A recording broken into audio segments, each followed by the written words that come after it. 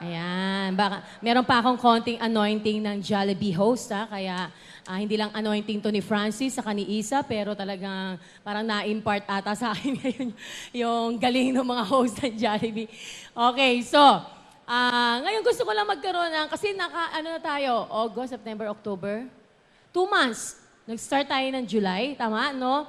About multitudes and about vision. So, pwede ko bang makita yung kamay dito na meron kang personal vision? Sino ito? Taas ng kamay. Meron kang personal vision. Hindi ko pa sinasabi masyadong spiritual na talagang vision na galing sa Lord. Sino dito merong personal vision?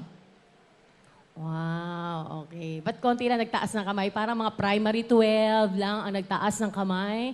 Okay, medyo naliligaw pa ba ng landa sa mga 144 at 1728? Pwede nga uli makita yung kamay noong merong personal vision.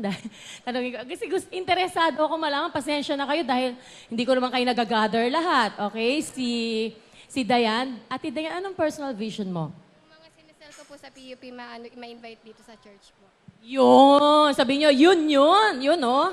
Okay, di ba? So, ang personal vision niya, yung mga sinesell niya sa PUP, ay ma-invite niya dito sa church. Na-envision mo ba, Dayan, kung saan sila nakaupo?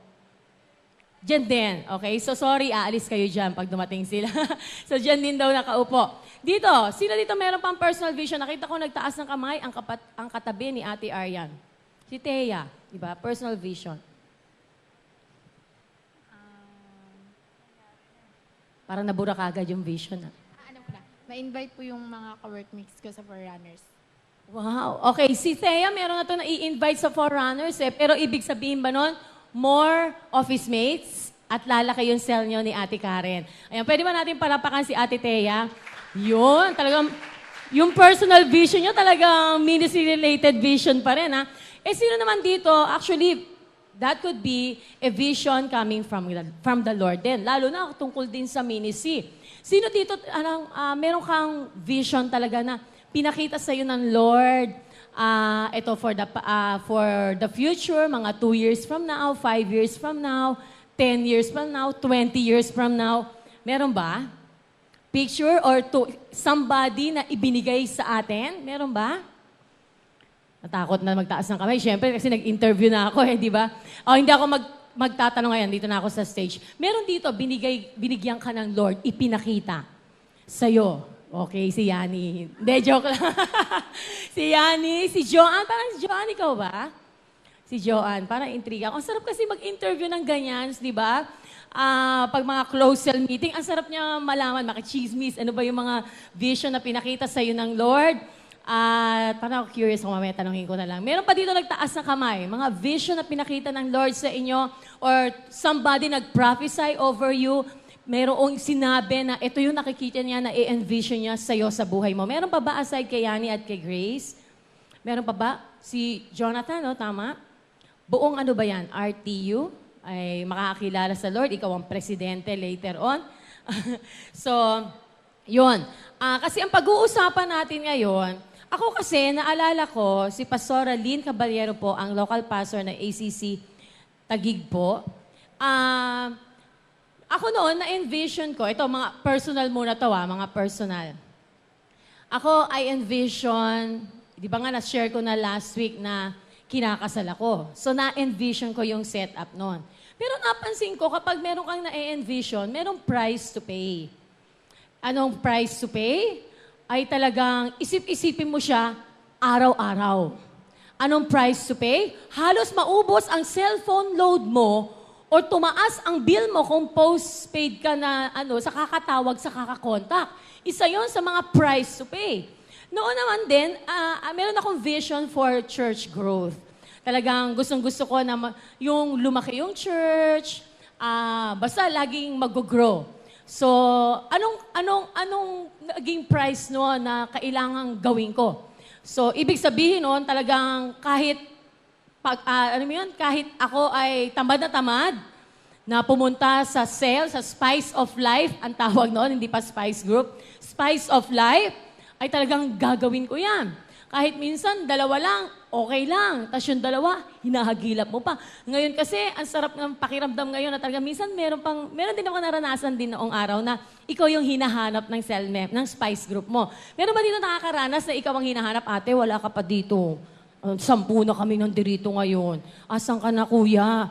Sino na-text na ng gano'n ng spice group mo? Wow, praise the Lord. Tingnan nyo, ang dami, ang sarap. At ito ako nag-iisip talaga ako, nag-e-evaluate ako. Yung mga grupo na talagang nagpa-follow up, yung grupo na talagang hinihintay-hintay ka, ate, nasan ka na? Alam nyo, nag-i-stay yan. According sa aking experience, talagang nananatili yan. Kaya kung nagtaas ng kamay yung mga napa-follow up ka, magpasalamat kayo sa Lord. Dahil yun talaga ay merong init yan. Kasi sabi nga ni Bishop Uriel, huwag mo daw puntahan yung ayaw. Huwag mo daw pilitin. Pero ang sharean mo daw ng gospel, yung gusto. Kaya pa nag-share daw si Bishop Uriel ng message, sabihin niya, ayaw mo, gusto mo. Gusto. Gusto? Meron kasi akong good news Itong sasabihin ko sa'yo. Alam mo ba si Lord mahal ka? Tapos pag meron sumagot naman, ayaw mo, gusto mo. Ayaw. Okay, wag. Ayaw mo, gusto mo. May good news kasi ako Ayaw mo, gusto mo. Gusto lahat, syempre, no? Alam mo, ganun daw si Bishop Uriel. Nung tinrain niya, nagulat kasi ako, nagtitrain siya ng one-on-one sa mga disciple niya. Sabi niya, halika dito, turuan kita, hindi ka marunong, dito ka lang sa likod ko. Nandun daw sila sa campus ata. Ayun nga, ayaw mo, gusto mo. Meron kasi akong balita good news to. Gusto mo ng good news? Oo. Oo, ito good news ko. Ano ba, pare? Ganun siya magsalita, di ba? Tapos, ikaw, gusto mo, ayaw mo ng good news? Ayoko, yung mga alangan, okay, ayaw mo, bahala ka. Okay, next. Ganun. And natutuwa ako kasi nga, na-prove ko yun kasi nag-evaluate ako yung mga follow-up ng mga spice group. Pag sa evaluation ko, yun nga yung mga nag-i-stay. At yung madalas magtago, mga 20, mga 1, 2 lang yun, yung mga laging ate, pastora, merong midterm po kami ngayon, magre-review kami. The following week naman, meron po kami thesis ngayon, di po kami Tapos, pag ano mo doon, wala pa. Asan kayo? Ay, nasa SM po kami. Alam mo, yung mga ganon, yun yung talagang, naku, sa 20 yun, pero hindi naman natin pinaprophesy yun. Noon yun, hindi na ngayon. Mga 1, 2 ang mag-i-stay. So, alam niyo yun na, kaya blessed tayo kapag uhaw na uhaw yung hinahawakan natin. Huwag kayong parang maiinis ka kapag fina-follow up ka pag wala ka. Ibig sabihin nun, uhaw na uhaw sila. So yun, I have that vision na mag-grow yung church natin. Kayo ba, meron kayong vision na ganon? Pero merong price to pay. No matter what, kahit gusto mo, kahit ayaw mo, na parang gusto mo minsan, pero pipilitin mo yung sarili mo to be there. Kasi meron kang vision Meron kang nakikita sa hinaharap. So yan ang pag-uusapan natin ngayon. Kaya ang title ng ating pag-uusapan is Don't Lose Your Vision. Huwag mong hayaang mawala or mamatay. Whether personal vision or God-given vision to you. Okay? So, and usually yung personal naman, as long na yan ay vision, binigay na ng Panginoon sa iyo yan. So that's, whether personal, that's a vision from God already. So gusto ko lang balikan natin ang mga salita ng Panginoon in Genesis chapter 12 verses 1 to 3. Paulit-ulit na natin itong binabasa. Pero dito pa rin tayo iikot. Ang pangako, sabihin nyo nga, the promise. Ang promise ng Lord kay Abraham ay matatagpuan sa Genesis 12, 1 to 3. The Lord had said to Abraham, "Go from your country, your people, and your father's household, to the land I will show you. I will make you into a great nation, and I will bless you, and I will make your name great, and you will be a blessing. I will bless those who bless you, and whoever curses you, I will curse, and all peoples on earth will be blessed through you." Okay. Yun ang the promise. Sabi nyo nga, the promise. May nagsalitang baby. Yung ba ay totoong bata? O may yun may baby. Kasi wala akong nakitang baby Okay. Ang testing number 1, vision promise yon. Ang testing number 1 sa kanya, at 75 years old, si Abraham ay pumunta sa Canaan. Nilakaran niya yon. Pero ang nangyari yun, nasa Canaan na siya, nagkaroon ng taggutom. So, di ba, sabi ng Panginoon, I will bless you, And sabi nga nun, those who will curse you, I will curse. I will make your name great. Tapos biglang sabi ng Panginoon, basta pumunta ka lang doon sa lugar na yon ng Canaan. At nung pagpunta niya doon sa lugar na yon, bigla naman nagkaroon ng famine. Sounds familiar ba yon? Sabi ng Lord sa'yo, Eric, sabi ng Lord sa'yo, Eric, gagawin kitang network leader. Talagang ang leader na i-raise up mo under your network, mga 500. Sa na-receive mo yun, nakakita ka, 500 na bilang sa vision, 500 chairs. Ang bilis ng vision, So sabi ni Eric, wow, 500 leaders, ibig sabihin to, ilang Spice Group members to. Leaders na ang sinabi, mga ilang libo to, ilang kayang cell to. Tapos pagpunta niya doon sa unang cell niya, inspired siya. Pagpunta niya sa unang cell niya, kausap niya sa TCU, and then pagkausap sa TCU, okay, kita-kita tayo ha. Pagdating nung araw na yon, walang dumating. Ano ngayon ang mararamdaman mo? Just like Abraham, pinangako ng Panginoon, I will make your name great. Imagine nyo na God will make your name great and you will be blessed. And those who will curse you, I will curse. Tapos, biglang pagpunta mo doon sa lugar na yon, parang merong sumpa. Dahil nagkaroon ng famine. Pwede mo ba nga maisip, ako ba ang may balat sa puwet? Bakit biglang nagkaroon ng famine? Bakit nagkaroon bigla ng tagutom? Bakit opposite ang nangyayari? Testing number 1 yon. Okay. Yun ang promise. Ano yung vision? Sabihin nyo, vision. In Genesis chapter 13, 14 to 17. After Lot left, the Lord said to Abram, look around you, look north, south, east, west. All this land that you see, I will give to you and your people who live after you. This will be your land forever. I will make your people so many that they will be like the dust of the earth. If people could count all the particles of dust on earth, they could count your people. So go, walk through your land. I now give it to you. Alam niyo, ang Lord kapag nagbigay ng vision, as if yung vision na yan ay nangyayari at talagang ibinigay sa iyo ng Panginoon. Kasi si Abraham, nung nandoon na siya sa Canaan, sabi ng Lord, umikot-ikot ka na, Abraham. Kasi yung iikutan mo, binibigay ko na sa iyo ngayon. Siguro habang, na-imagine niyo ba kung paano lumalakad si Abraham nito? Na-imagine niyo ba? Imagine mo, daling kayo ng Lord sa isang subdivision lang. Anong subdivision gusto niyo? Ako gusto ko yan, ha? Gusto ko mangyari ito sa akin. Well, dalhin ako ng Lord sa isang subdivision. Anong subdivision gusto niyo? Camellia Homes? Ano ba yung maganda dyan sa, sa Daang Hari? Fourth Estate? Parang hindi masyadong maganda yun sa sukat, Forbes! Wow! Forbes sa Makati yun, ha? Ang tataas ng pader dyan. Imagine mo sabihin sa'yo, Yani, punta tayo ng Forbes. I will give you that house and lot. Sabi niya, that I will show you. Tapos, tagang by faith, si Yani, sa balutan. Tapos sakay lang siya ng jeep. Hanggang nasiraan yung jeep sa kanto ng Forbes. At bigla ka na patingala. Ito yung nakita ko sa vision. At talagang naglakad-lakad ka, nakita mo, lot 4, block 3. Ano ba nauna? Block, o lot. Okay, pag mo, ito yun. Tapos nakalagay, for sale. Ito yun. Tapos sabi ng Lord sa'yo, okay, pumasok ka na, binibigay ko na sa'yo yan. Paano ka lalakad doon sa loob ng bahay? Di ba para, naku, kung ako yun talagang, ay, grabe, totoo ba ito? Okay. Tagang manghihiyak-hiyak talaga ako, to be honest. Ako na gusto ko ng bahay. Actually, naranasan namin yan literal Nung sinabi ng Lord na you will go international, tapos ang una naming trip ay sa London dapat. Hindi lang kami nabigyan ng visa. Andun lang tuloy kami sa airport ng London. Pero okay na, kahit nakaupo kami doon sa mga upuan na, tawag mo doon, yung mga waiting area, tagang feel namin, grabe, London to. Kahit field yun nakikita namin sa labas, grabe, London to, walang pwedeng, dirito ako sa London. And then, ang pupuntahan kasi namin talaga, Israel. At ang pagbaba namin ng airport ng Israel, talagang hawak namin yung mga trolley namin, talagang, pwede bang humalik? Parang gusto natin humalik sa lupa. Holy land to. Tapos nung naglalakad kami sa Jerusalem, sabi namin, dito naglakad si Jesus, bibit niya yung cross. Talagang, alam niyo, literal, nagsayaw talaga kami dun sa street. At noon, nagkaroon ng album. May album kasi ang ACC na Dancing in the Street. So, hindi natin masyado nakakanta, no? Pero, nag-dancing in the street kami doon. Imagine mo, yung nilakaran ng Panginoon, doon siya nagpagaling, ay nilakaran din namin yun. Yun nga yung sinasabi ni Mother Tess na nakita niya sa Greece naman to, nakita niya yung sycamore tree kanina. Di ba? Anong testing number 2 kay Abraham?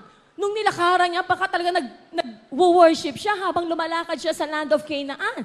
At talagang hinahalikan niya ang lupang yun na pinangako ng Panginoon.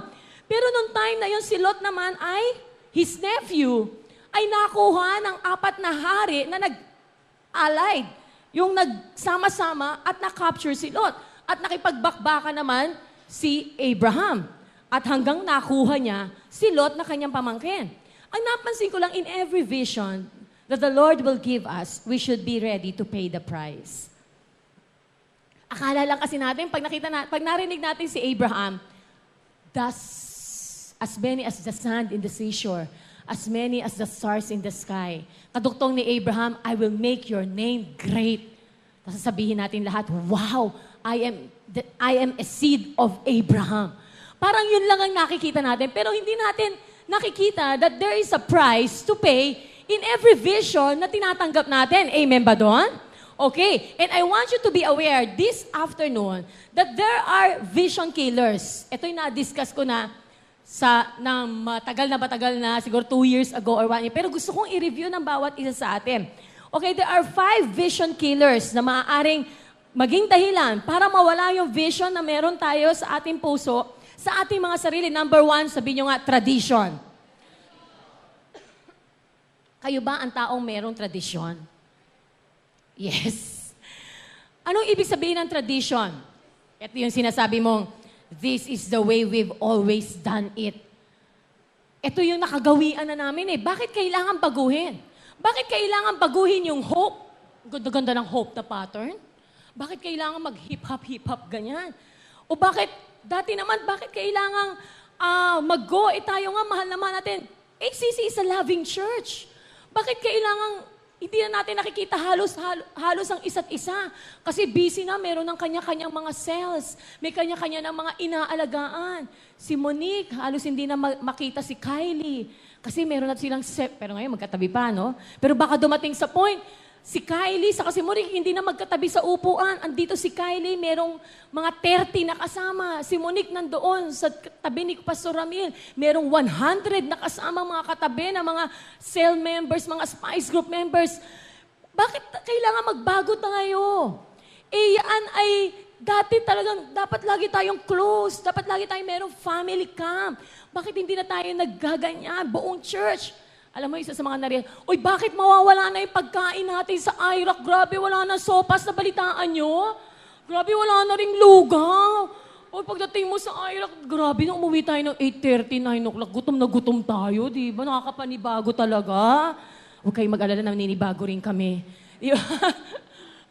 Yung bakit wala nang food. Alam niyo, nakakwento ko na sa inyo eh. Minsan meron taga-VCF, sabi niya, ate, nagpapakain kayo sa celebration? Sabi ko, oo. We are, kami, makain kaming, church. Mahilig kami kumain. Tapos tumawa niya. Naku, ate, pag dumating na ang multitudes, hindi na kayo magpapakain. Ang ititreat nyo na lang yung mga leaders. Mag-amen, mga leaders. Yeah. Di ba? Ayun, sumigaw ba talaga? Alam niyo yun? Totoo yun. And nararanasan namin ngayon, nagbabawas. Hindi tayo magpapakain sa FN, no? Yung rice natin, na lang, sandwich, okay? Mga empanada. Buti sa FN, meron pa.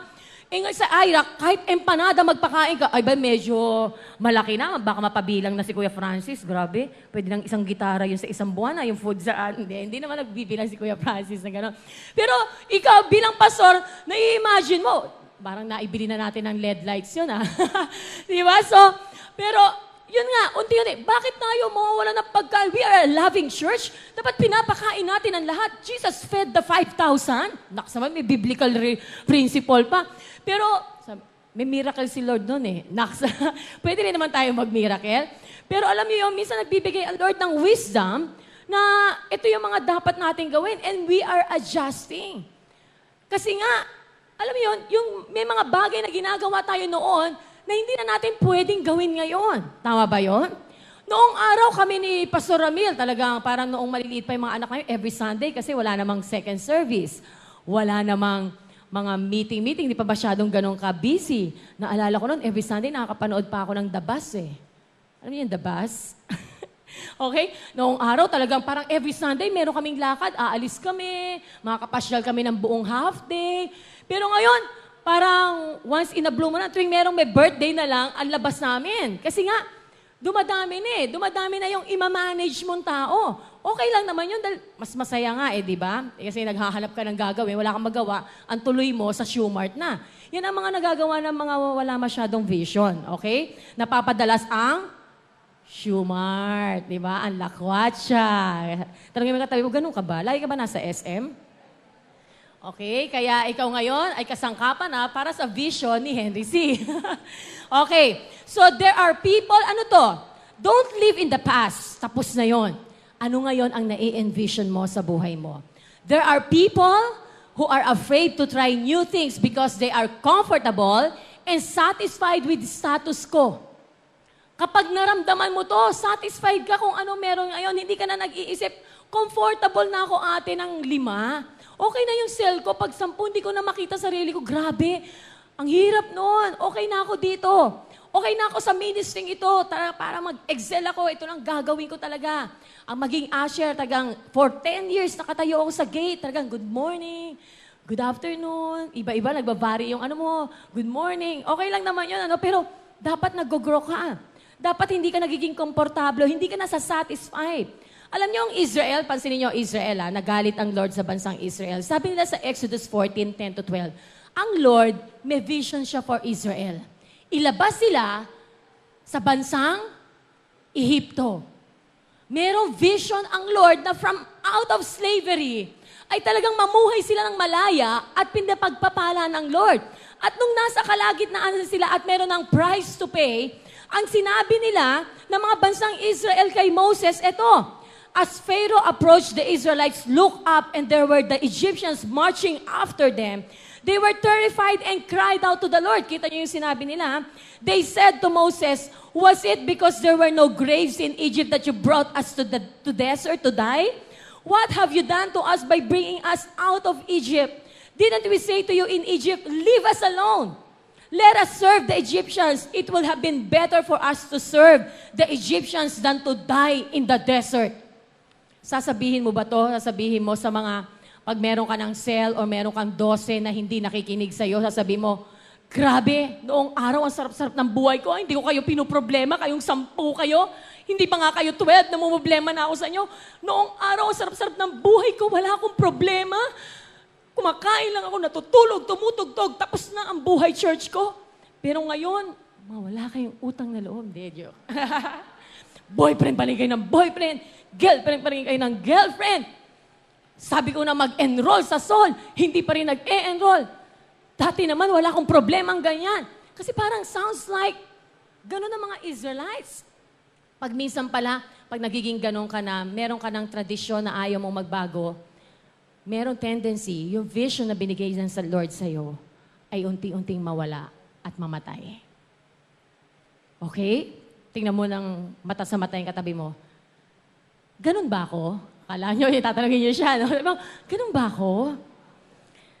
Diba? Madalas ka bang mawala ng manghinaan ng loob? The problem with tradition is that it can lead to stagnant thinking, a lack of creativity. Nawawala na ba yung excitement mo sa mga hinahawakan mong tao? Kasi ibig sabihin nun, wala kang nakikita sa kanila. Alam niyo ba na kahit 3 lang yung hinahawakan ko? Si Joshelle, si John Rose, saka si Ami, John Rose, and Joshelle. Joshelle, 12 mo sila. Ate Baki and Ate Ira, walang tumama, okay? So, silang 3, kunyari, sell ko sila. Tapos, nakikita ko si John Rose, grabe si anointed worship leader to, pag 5,000 na ang ACC. Nadadama ko, si Ami, naku po, nakikita ko to, nagpapakain, magiging makakapag-asawa ng milyonaryo. Grabe, magtagpapa-deliver to ng Jollibee sa isang post-encounter session. sinasagot ang yung mga nagpo-post encounter. Woo! Di ba? Tapos na kayo, no? Baka naka-sultry na kayo. Hindi. Si Joshel, wow, ang ACCKC nito, isang warehouse ng bench ang inaarkila para lang sa ACCKC. Di ba kasi alam ko yung CCF, warehouse talaga yung ACC Kids Church, yung Kids Church ng CCF eh. Ganun kalaki. At nung nakita ko nakausap ko yung Kids Church pastor nung tagang ang daming vision. You know, pastor, nag-envision ako na ganito yan. Alam mo, habang kinakausap ko, talagang, pati ako na hindi taga-CCF, na-excite ako sa kanya. Ako, I'm planning to solicit. Ang daming plano. Sinishare lang niya yun. Nahahawahan pa ako. Hindi naman ako taga-CCF. Yun ang nangyayari sa mga katulad natin. Those who are aspiring, talagang meron kayong vision, sabi nga nun, you will have sabi nga nun, hindi kayo makakaranas ng stagnant thinking and lack of creativity, but there will always be something on your mind. If you have a vision in your heart, na lagi ka mapapaplano, na lagi ka mapapaisip. Kaya ito si John Rose, paatinin ko to sa every Saturday. Ito si kailangan laging maganda to si Ami para makabingwit talaga ng milyonaryo. Di ba? So, alam niyo yun, dapat yan ay nasa puso natin. Number 2, ano yung nagpapawala? Vision killer number 2, negative thoughts. It will never work. You can't do that. Hindi natin kayang gawin yan. It will never work. Multitudes, kaya ba natin yon? Ano sagot nyo? Yes! Diba? Sinampulan na nga tayo ng Lord sa TCU eh. Tapos medyo, konti lang naman, hindi naman masyado. Nung last Thursday, this is a regular IRAC, hindi to conquest. Tapos noong mga 7 o'clock, grabe, parang mga 50 pa lang Ate Isa, no? Pero syempre, wala. Konti lang, may isang tuldok lang siguro, yung alala. Ay ko, wow, 7 pa lang, di ba? Malamang may mga klase pa yan. Tapos unti-unti rin talagang dumarating yung mga young people. Kung kayang gawin ng Lord yung 200 plus, naging 600, yung 600 naging 1,000, yung 1,000 naging 1,003, ibig sabihin, meron siyang kayang gawin na higit pa sa ini-imagine natin. Amen ba? Kaya yung multitudes, yung pagiging network leader mo, yung pag-move out natin, ay ibig sabihin yan, ay kaya ng Panginoon yan. Sasabihin mo bang, ate, wag, isipin mo na lang yung ginagawa mo, pag-isipan mo ng maigi yan, Ate Isa. Baka nabibigla ka lang, ate. Baka masyado ka lang na-excite. Okay? So, mahirap magkaroon ng negative attitudes. Alam niyo ako, natutuwa ako. Si Ate Cathy, bigyan ko, nag-chonting chismis. Andiyan ba si Ate Cathy? Wala. Speaker siya kanina sa ACC Metro. Si Ate Cathy, nasa St. Luke's kami. Yung last year, June, doon na-diagnose na meron siyang cancer, CA, sa breast. Tapos, nung nandun na kami, di sinabi, di ko alam kung anong mararamdaman ko. Kasi nakaupo rin ako habang sinasabi ng doktor yon. Tapos yung doktor nakatingin lang sa mata niya. At sabay, are you okay? Sabi ni Ate Cathy. Siyempre ako pinipigil, hindi nga siya naiiyak. Dapat pigilan ko iiyak ko. Andun ako para magpatatag sa kanya. Di ba? Parang, baka mauna pa akong lumaglagluha ako.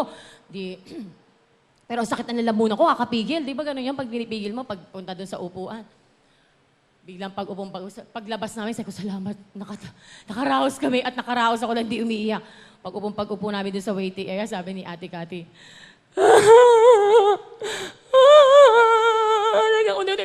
parang, siyempre, hindi rin ako pwedeng, Kats, ano gusto mo? Manood tayo ng sine? Meron ba tayong time? Ano gusto mo, pasyal tayo?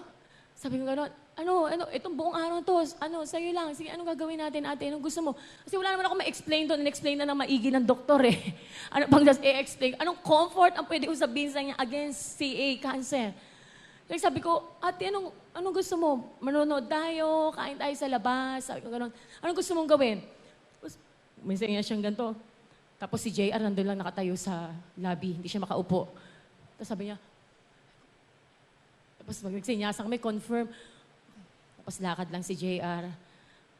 Tapos ako nakaupo, tapos lang. Siguro mga 5 minutes. Maya-maya magkatapos sabi niya, okay na ako ate, okay na. Okay ka na? Okay na ako ate, okay na. Tapos nasasakyan kami, sabi ko, alam mo Kats, may parang binibigyan mo ng mga comfort words. Ang sabi niya sa akin, Alam mo, Ate Lynn, hindi naman ako takot mamatay eh. Meron nga dyan, wala namang tani, wala namang stage 1, stage 2, stage 3 cancer. Pero kinabukasan, namatay, nawala. Nauna pa sa akin. Sabi ko, tama yan, Kat. Talagang dapat yan, isipin mo yan. Talagang hindi talaga. Di ba? Di ba, ang sarap ng gano'n na merong positive, even your own life, na para bang mawawala, ay kaya mong isipin na what is life? Di ba? Yung parang, kung mahalaga lang naman to dahil buhay ka, na nabubuhay ka para kay Kristo eh. At hindi ako takot mamatay. Ikaw ba, kaya mong sabihin, hindi ako natatakot mamatay? Kaya niyo sabihin yon? Yes. Alam niyo, ako rin, simula nag-asawa ko, ay, hindi ako takot mamatay. Kahit nga mag-second coming, porket nakapag-asawa na no? Yung mga single. Kasi, huwag kasal muna ako, Pastora Lynn. Sayang naman ng ma-experience ko. Mahirap magkaroon ng negative thoughts. Alam mo yon, yung mahirap magkaroon ng isang tao na kasama mo sa ministry, kadose mo, na merong negative attitude. Kasi, deeg pa niya ang merong sakit. Di ba ang merong sakit, hindi makagalaw. Hindi mo maisama kahit saan. Itong pagiging negative ay isa ring sakit na mas malala pa sa physical na karamdaman. Kasi at least yung merong sakit, physical lang ang may diferensya, pero pwede siyang mag-isip. Nakakita na ako ng taong gano'n ha. May sakit, nakahiga, bedridden, pero nakakapag-isip pa. Si Pastor Daddy Basas, pinag-pray namin kasi merong sakit, nag-declare kaming healing, nahihirapang humingas. Pastor, bago kayo lumabas, pag-pray ko kayo. Gusto pa kami ipag-pray ni Pastor Daddy Basas. Pinag-pray pa kami, nag-minister pa. Kahit hirap na hirap ng huminga. Maraming mga tao kahit doon sa huling hininga nila ay meron pa rin vision. Pero ang masakit, pag ikaw ay merong sakit na negative, ang thoughts mo lagi, ang puso mo, deeg mo pa ang isang taong merong physical na may karamdaman na hindi ka makakilos. Para kang patay. Kasi puro negative thoughts ang pumapatay doon sa vision na binigay sa iyo ng Panginoon. Sabi nga ganon, ang mga negative thinker daw, eat up our time and energy by causing us to deal with negatives. What if? What if pag di na napuno ang TCU? What if kung maubusan tayong budget? Saka yung debilitating, you can't. Pastorita, you can't. Babae ka. Grabe, kailangan maging lalaki ka para mag-handle ng libo-libong kongregasyon. Sino nagsabing kailangan ng lalaki? Kailangan ng lalaki, of course. Kailangan mag-arise ng lalaki. Pero kung meron namang babae nag-arise, why not? Sabi mo sa katay mo, why not? If you can, I can. I can. Di ba? Kung kaya ng iba, kakayanin mo rin. And I am so glad and blessed to hear si Pastor Jerry sharing yung testimony niya na tuwan-tuwa siya doon sa 3 niyang anak dahil nilakpasan pa yung kaya niyang, yung na-accomplish niya at mga ginawa niya in the past. Okay? At darating talaga ang panahon na yung mga anak natin, mga descendants natin, whether physical or spiritual, ay lalakpasan talaga yung mga ginagawa natin. Dahil yun ang pattern ng Lord. Lalakpasan talaga nila. Excited ba kayo doon? Okay? Hindi kayo magseselos ha? Kapag yung inyong network o yung mga spice leaders nyo ay talagang lumilipad. Okay, number 3, fears. Everyone will laugh at my idea or think it's silly. Alam niyo ba ako, naging gawi ko na, kapag meron akong naramdaman, meron akong, na-excite ako sa isang bagay, no matter sino yung kaharap ko, or no matter, minsan pinagtatawanan nila yung idea ko, pero kapag naramdaman ko yun, sabihin ko, ganito kaya gawin natin? Ito kaya? Ay, ito, maganda to, yung ganyan. Yung isi-share ko. At minsan pag nag-agree sila, uy, confirm talaga to. Pero hindi ako matatakot na ano ba yung pastora, mga idea mo, mga sinauna? Huwag naman ganyan, pastora. Ano ba yan? Nakakatawa. Yung, wala akong ano doon, basta ako, nakafeel ako ng excitement at gusto kong gawin para sa Lord. Hindi ko iniintindi ang fear. Pansinin mo yung mga taong inassign mo. Diba, si Ate Joshelle, inassign ko itong January. Ate Joshelle, ikaw ang magiging chairwoman. Hindi. Ikaw ang magiging head ng ACCKC. Di ba, medyo may nervyos, pero sabi niya, sige po, pastora. Di ba? Di ba? Talaga, at nakikita ko hindi siya stress. Gumaganda pa nga si Joshelle, di ba? May fear yan nung umpisa palagay ko. Normal naman, human being, di ba? Pero na-overcome niya. At kapag meron kayo, minsan kasi merong ina-assign, sabi niya, Ate, ayoko mag-worship lead. Kuya Francis, please, wag na. Blow out na lang kita sa Jollibee, wag mo lang akong pag-worship leadin. Pero alam mo yun, ako, ako natutuwa ako sa primary tip, wala silang inuurungang. Pag meron ka in-assign, kahit minsan nagkalabuan sa ministry schedule, Ate Jing, just a reminder, ikaw pala bukas. Pastora, ako ba bukas? Hindi mo ba nabasa yung email? Naku, Pastora, di ako nagbabasa ng email. Naku, ikaw bukas. Okay lang, Pastora. Go ako dyan. Wow! Sunday celebration preaching yan, ha? Walang umuurong. Ikaw kaya? Alam niyo, mga visionary, talagang pag inassign mo yan, kahit merong nervyos or kahit marami yung daga sa puso, ninenervyos siya. Pero pag sinabing, ate, mag-worship lead ka sa post-encounter, ha? Sige, kuya, kaya ko yan. Di ba? Parang si Renalyn kanina. Siyempre, particular ako, dancer ako. Sabi niya kahapon, Otilin, Pastor, ang dami ko pong pattern na kasi hip-hop dancer lang po ako. Iba pala yung hip-hop sa pattern ng tambourine.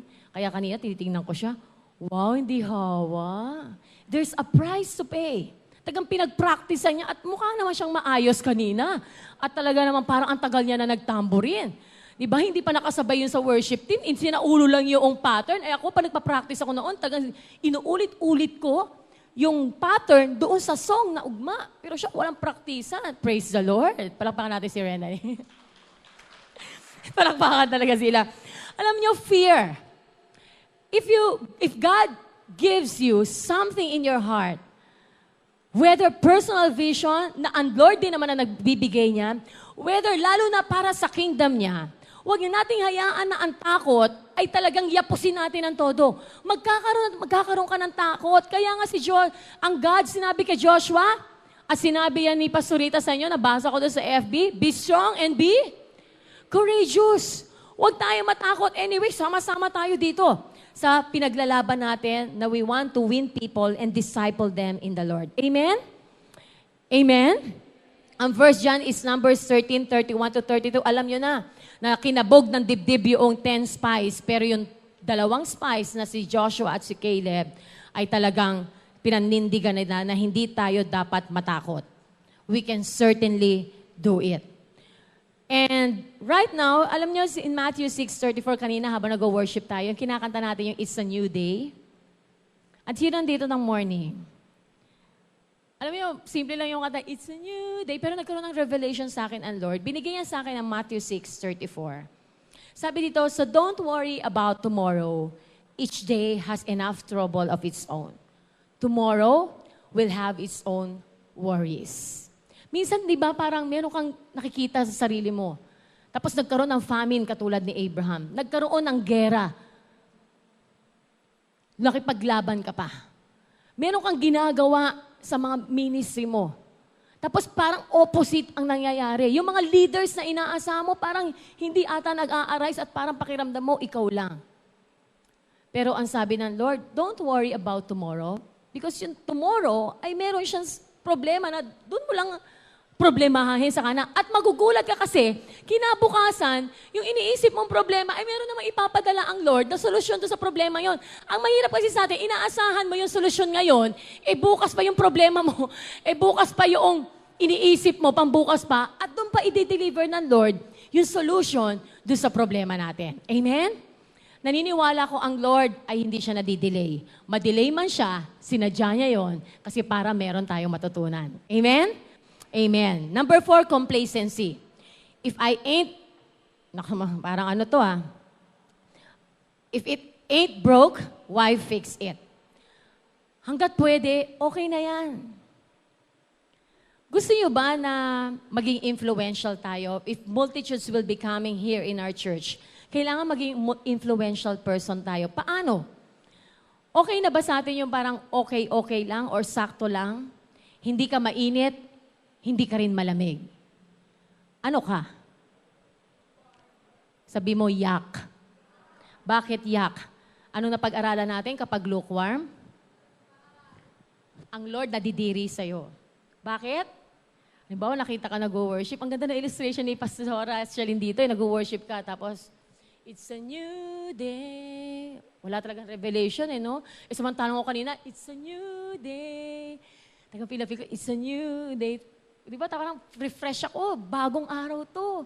Bukas, bahala ka. Kung ganun, ngayon, okay. Bukas, may gagawin ng Lord. It's a new day. Ang sarap ano yun. Tapos merong isa, parang, it's a new day. Actually, sabi niya, may magtanong sa kanya, ano yung kinanta natin kanina? Ewan ko, hindi ko alam. Yung parang, walang ka-ano-ano, di ba? Pero mo sabihin ng Lord sa'yo, ay, nag-worship. Yak, baho. Worship, Parang, nadidiri ang Lord. Tapos nagwawalis ka, masama loob mo. Yak. Nagwawalis si sama ng loob. Ew. Ibig sabihin, hindi natatanggap ng Lord. Nasusuka siya sa ginagawa natin. Kapag lukewarm, hindi ka mainit, hindi ka rin malamig. Okay lang ang lahat ng ino-offer mo sa Lord. Kaya make sure, kapag ikaw talaga ay nag-isip para sa cell mo, because you are thinking about multitudes, kahit lilima lang yan, pag ikaw ay nag-prepare, pang multitudes, parang ang dami mong pinaghahandaan mo yung pinamimigay mo. Ako natuwa ko, napa-evaluate lang talaga ako kanina. Kasi kukunti lang yung tao, 17. Ito na ata pinaka-konting tao na atinan ko sa Jollibee. Laging full pack ang party ng Jollibee. 17 lang kami. Tapos yung tatlo, syempre, bading yung... Lagi na lang, laging yung medyo yun ang una, lalaki. Tapos isang lalaki, isang babae. Meron silang song ng Jollibee, production number. Performance level? Sabi ko, grabe, daig pa yung dancer na joke. Hindi, some of the dancers natin, ganun. Pero sila kasi, 1, 2, 3, 100%. Talagang, performance level, Jollibee lang. Grabe. Kung ako talaga dancer pa ng panahon ngayon, hindi ako papayag, mas magaling ako dito. Pag ako sumayaw talaga. Talagang, yung pinakaduluduluhan, talagang matititigan ko yan. At pag di ka nagsasayaw, mapagpe-pray kita habang sumasayaw ako. Di ba? Kung hindi ako papayag, Jollibee lang, ganun kagaling. Hindi dapat kahit lilima yung cell mo. Alam mo yun, dun sa faithfulness mo, dun sa mga taong kinakausap mo. Pag, halimbawa, tinuturuan mo paano siya mag-preach. Ate, pa nag-preach ka, ganito o kaya, ayoko na i-check. Total naman, malaki na siya, wag na, ayoko na.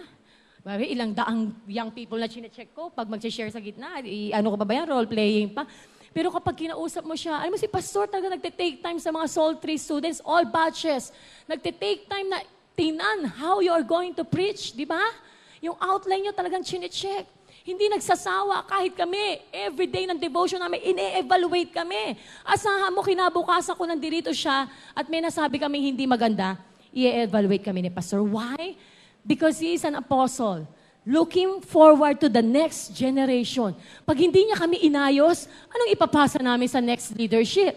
At pag hindi niya kami nakita na inaayos namin yung next leadership, ano pa mangyayari doon sa next leadership? Dalawa lang ang double portion na pwede mong ipasa.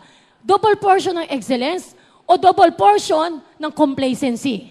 Okay? Ibig sabihin, paganda ng paganda, o it's either pa-worse ng pa-worse hanggang sa mga susunod na henerasyon. Kaya, if you want to be a visionary, ayaw mong mawala yung vision mo, alisin mo yung complacency sa spirit natin. And number 5, burnout. I don't care anymore. Susuko ka na ba? Just like Elijah, after niya pasikatan ng mga ilang propeta, bulaang propeta, nung hinabol siya ni Jezebel. Ang galing. Hinabol siya ni Jezebel, isang babae lang, nagtago siya sa kuweba, takot na takot siya. Lord, kunin mo na ako. Parang takot na takot siya. Napaka-great prophet. At talagang nagyabang siya doon sa napakaraming mga tao. Pero ikaw, madali ka bang ma-burnout? Mapapagod ka ba? Itong conclusion ko. Nakikita ng Lord yung lahat ng ginagawa natin. Kami mga leaders, hindi namin pwedeng makita ang lahat ng ginagawa nyo. Pero ito lang napuna ko sa mga taong binigyan ng Lord na vision for yourself, for your personal vision, or whether vision for the church, for the ministry, for our church to grow.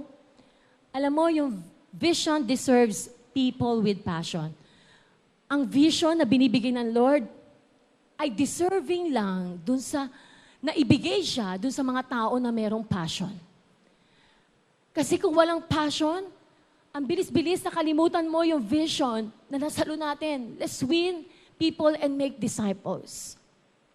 Ang bilis-bilis pag hindi nakatingin yung leader mo, habang meron kang kinakausap, okay lang yan. Tapos nilabas dito. Sige, pare, sige. Tapos meron, OT, ano, Tapos nakita dumaan yung primary to, yung network leader.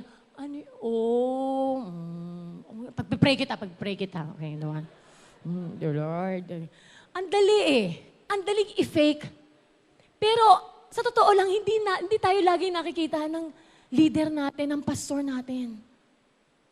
Pero nagtutuloy-tuloy ang vision kapag meron kang passion. Kasi yung taong merong passion, kahit walang nakatingin, pag passionate ka maglaba, talagang lahat gagawin, kinukusot mo, inaalis mo yung matcha. Talagang paglalaba ang hinalintulad no? Pag passionate ka na mapaganda ang church natin, kahit wala ng tao dito, tulog na si Kuya Frank, tulog na si Pastor Alin, ikaw lang mag-isa dito, pinupunasan mo pa rin yung mga kahoy. Naku, narinig to, sinabi to Pastor Alin, puro alikabok na daw to, pinupunasan mo pa rin. Grabe, isa pang section, kaya ko yan. May vision ka na maging malinis din eh. Diba? Ang vision na meron tayo ay karapat-dapat lang ibigay dun sa mga tao na passionate. Or kapag make sure na kapag sinalo mo to, ay talagang meron kang passion sa puso mo. Or else, mawawala yung vision na ito. Don't lose our vision. The vision you have for yourself, for your family, for our church, for our community, for our nation, ay kailangang ibigay sa mga deserving tao na merong passion for God. Amen? Sino dito ang nangangailangan ka na i-rekindle yung passion mo for our vision?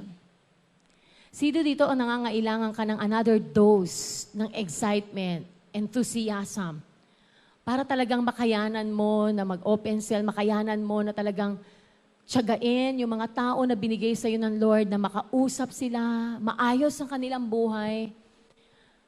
Na pagising mo ng umaga ay talagang hindi yung iisipin mo yung sarili mo pero mapagpe-pray mo yung mga taong, Lord, nabasa ko yung FB ni I lift up to you this person. I-touch mo siya. Sana magbago yung mga status niya at yung mga text niya sa akin. Kailangan bang ma-rekindle? As sinasabi mo, Lord, nakakaramdam ako ng ganito.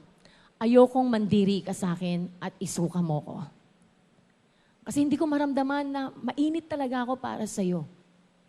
Alam niyo, wag naman kayo sobrang mag-guilty. Enough na talagang maramdam natin that we need to change. Hindi lang basta mag-guilty, Lord, talagang kailangan ko magbago, lagi na lang akong ganito. Hindi. Pero ang gusto kong attitude is ma-challenge ang bawat isa natin. Gusto kong magbago. Itong gagawin ko. Gusto kong magbago ang panalangin ng puso ko. Itong gagawin ko. And there's a song, nakalimutan kong sabihin kasi mabol lang ako eh. Sana di ka ma-shock, kuya.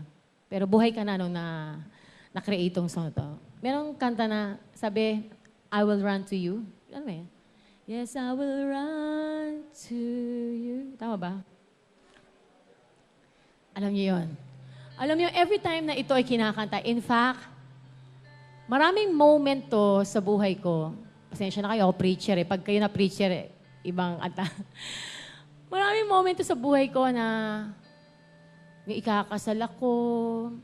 Sabi ko, Lord, magpapamilya na ako. Alala ko, nag-offer ako sa Lord ng isang, grabe, with all my effort, dito sa sanctuary na natin.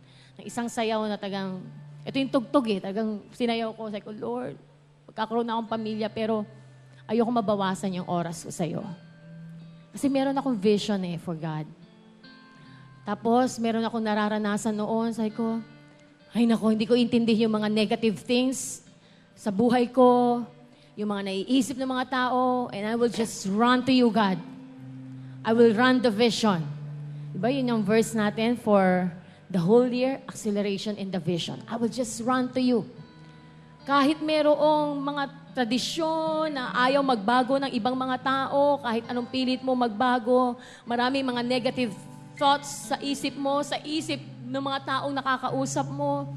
At meron mga kumakatok na takot sa puso mo, fears in your heart. At minsan, ito, madalas kumakatok yung maging complacent ka. Masarap kaya mag-relax. Pero mahirap ang sobrang relax. Amen? Isa yan sa tinuturo ng pastor namin. Alam mo si Pastor Jerry, pag nasa ibang bansa, mas maraming text, mas maraming FB message kaysa pag nandito siya. Kasi ayaw niya na magre-relax ang mga leaders niya. That's our training. And that is what we want to you. Hindi gusto namin lagi kayong pagod. Pero alam niyo, sabi nga ng mga taga-Destiny, gabi yung back to church namin. Ito yung pinakapagod naming season. Pero, grabe yung mga ngiti namin. Ano ate? Boy ka ba? Okay, oo. Ano? Kumain ka na ba? Hindi pa? Okay. Parang lahat daw nakangiti eh. Tagang literal daw nilang nararanasan yung bread nila is doing the will of the Father. Yun ba gusto natin? And I pray in Jesus' name, na hindi naman namin kayo nakikita 24 hours a day, 7 days a week. Salamat sa mga FB. Medyo nasusubaybayan kayo. Paano na kung katulad ko, leader nyo? Hindi ma-FB. Pero alam nyo, ang pwede nating gawin is we will always run to God for passion para hindi mawala yung vision na meron sa atin.